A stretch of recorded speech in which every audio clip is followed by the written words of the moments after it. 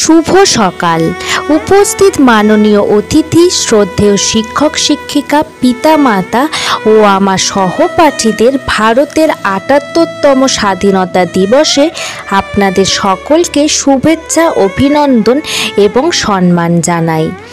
আজ 15ই আগস্ট সারা ভারতবর্ষ জুড়ে পালিত হচ্ছে ভারতের ৭৮তম স্বাধীনতা দিবস। এই স্বাধীনতা দিবসে স্কুল, কলেজ, বিশ্ববিদ্যালয়, অফিস, প্রায় সমস্ত প্রতিষ্ঠানে পতাকা উত্তোলন করা হয়। এই শুভ দিনে আমরা মহাত্মা গান্ধী, জওহরলাল নেহরু, নেতাজি সুভাষচন্দ্র বসু এবং অগণিত দূরদর্শী নেতাকে সম্মান জানাই। ভারতের ইতিহাসে গুরুত্বপূর্ণ দিন 15ই আগস্ট। এই দিনে 200 বছরের পরাধীনতার অন্ধকারের জাল ছিঁড়ে স্বাধীনতা অর্জন করেছিল ভারত। এই দিনটি শুধুমাত্র স্বাধীনতা পাওয়ার দিন নয়, একই সঙ্গে যারা দেশের জন্য নিজের প্রাণ উৎসর্গ করেছেন তাদের সম্মান জানানোর দিন। এদের মধ্যে উল্লেখযোগ্য হলেন মহাত্মা গান্ধী, নেতাজি সুভাষচন্দ্র বসু, ভগৎ সিং, ক্ষুদিরাম বসু, রাজগুরু, জওহরলাল নেহরু, লালা লাজপত রায়, বাল গঙ্গাধর তিলক প্রমুখ। দেশকে স্বাধীনতা এনে দেওয়ার পিছনে এনাদের অবদান অনস্বীকার্য। ভারত মাতা কি জয়। আপনি খুলে নি দাদা, খুলে কোন এটা হ্যালো হ্যাঁ হ্যাঁ হ্যাঁ হ্যাঁ কথা না হচ্ছে এই জন্য খুলে থাক। এটা টানতে হবে, আস্তে আস্তে টানতে হবে।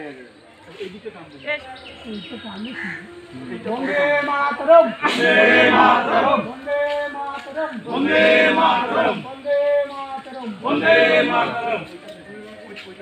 ওই জন্য টানলে হ্যাঁ বাহ।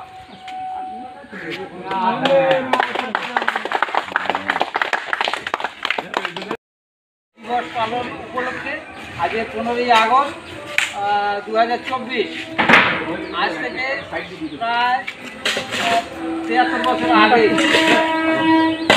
78 বছর আগে আমরা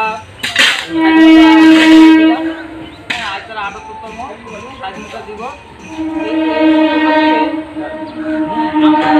ভারতবর্ষে কীরকম আছি, আমাদের সমাজ ব্যবস্থা কীরকম চলছে, আমাদের অর্থনৈতিক আমরা শিক্ষা ব্যবস্থায় কতটা এগিয়েছি, হ্যাঁ সেই সব বিষয়ে নিশ্চয়ই আলোচনা সাপেক্ষ।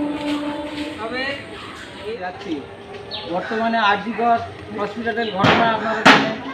সেখানে আমাদের বাড়ির মেয়ে, আমাদেরই ঘরের মেয়ে, সে আজ ডাক্তারি করতে গিয়ে হ্যাঁ যে ঘরে তার প্রাণ গেল রাতের অন্ধকারে। আজ সারা পশ্চিমবঙ্গ উত্তাপ।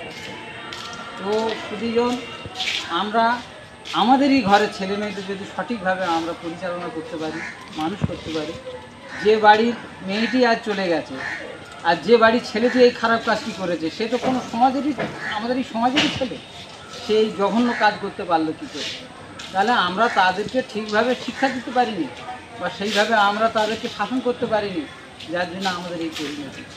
তাই আসুন আমরা এই শুভ দিনে শপথ গ্রহণ করি, সমাজ গঠনে আমরা যে যেখানে আছি, যে অবস্থাতে আছি, যে কাজকর্মের মধ্যে আছি, যেন আমরা সততার সঙ্গে করি, আমরা শান্তির সঙ্গে করি, আমাদের হচ্ছে কি ধৈর্যের সঙ্গে করি। তাহলে দেখা যাবে আমাদের সমাজ ঠিক সুন্দরভাবে গঠন হবে।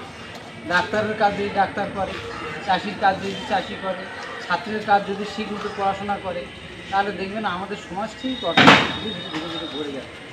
কিন্তু দুর্ভাগ্যজনক হচ্ছে অস্থির রাজনৈতিক কারণে বিভিন্ন হচ্ছে রাজনৈতিক দল নানাভাবে আমাদেরকে বিভ্রান্ত করছে, নানাভাবে প্রতিশ্রুতি দিচ্ছে।